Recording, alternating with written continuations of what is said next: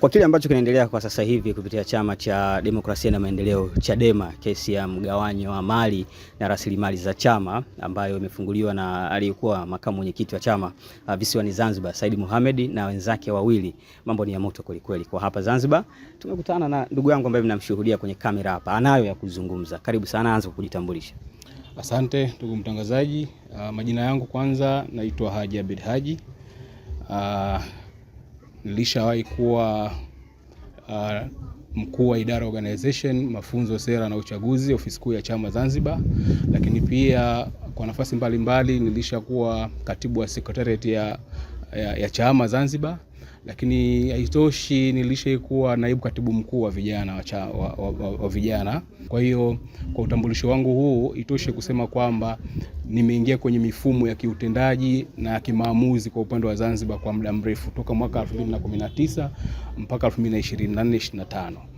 Kwa kwenye swali lako zuri ndugu mtangazaji kuhusu kuisikia hii kesi na mimi nimeichukuliaje, kimsingi ni kwamba kwangu mimi nilichukulia ni jambo jema sana, na kimsingi ni jambo ambalo linapaswa kuigwa na kuzungumzwa na kila mwanachadema hapa Zanzibar, kwa sababu hakuna ambaye hafahamu kile ambacho kinapitia Chadema, hasa katika kuendelea na kukua kama chama kikuu cha upinzani kama vile ambavyo kiko bara. Kwa hiyo ni jambo jema, na kwangu mimi nichukue fursa hii niseme tu wazi kwa kimsingi na msupport sana kwa hizi harakati alizozifanya ndugu Saidi Isa, na kimsingi mafanikio ya hii kesi ni kwa maendeleo ya chama pia.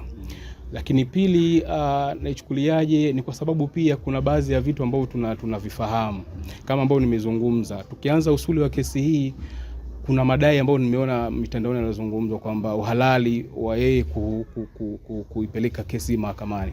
Kimsingi kwangu mimi naiona ina uhalali wa viongozi wa chama Zanzibar, na ina uhalali wa viongozi wa chama kwa sababu madai mengi ambayo yalizungumzwa kwenye hii kesi yalishazungumzwa kwenye vikao vya kamati maalum nikiwa shahidi, lakini pia nikiwa katibu wa sekretarieti kama mwandishi wa nyaraka za vikao vya kamati maalum Zanzibar.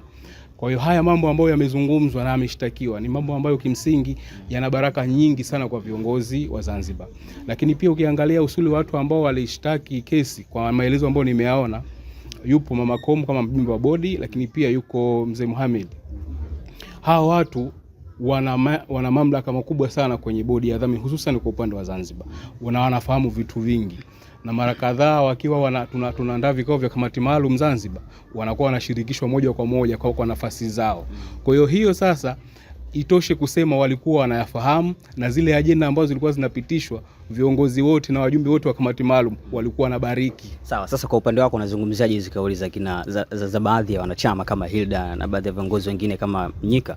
Kimsingi kutoka kwetu kule haimaanishi hatuna mawasiliano na viongozi wengine na vijana wenzetu. Unawazungumziaje? Na kwenye jambo hili wamekuwa wanatupigia sisi simu kutaka kujua hali halisi ilivyo, lakini na sisi tumekuwa tunawaambia ukweli wa hali halisi ilivyo kwenye hii kesi.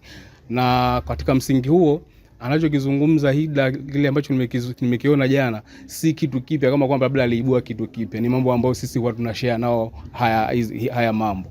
Kwa mfano mzuri, tumejaribu kumwambia mara kadhaa kwamba kumekuwa kuna hombwe la malalamiko makubwa sana kwa Zanzibar, hususan tunapozungumza swala la kodi za ofisi za chama. Mara ya mwisho tukumbuke hapa mtaa tulionao hapo nyuma kuna sehemu inaitwa Kisiwandui au Kikwajuni. Tulikuwa tuna ofisi pale hapo nyuma, tulikuwa tuna ofisi ya chama, mpaka tunahamishwa tena kwa mwanasheria kupelekwa mahakamani. Tulikuwa tunadaiwa zaidi ya milioni 12 pale, na mpaka tunahama hiyo deni bado ipo. Tukaenda tukahamia ofisi nyingine hapo mbele panaitwa Raha Leo, iko ofisi. Mpaka mara ya mwisho tunaondoka pale kuna deni ya milioni hiyo 12-13. Milioni 12 ni mjumuisho wa mwaka mzima. Mwaka mzima tunadaiwa, alikuwa hatujalipa. Sasa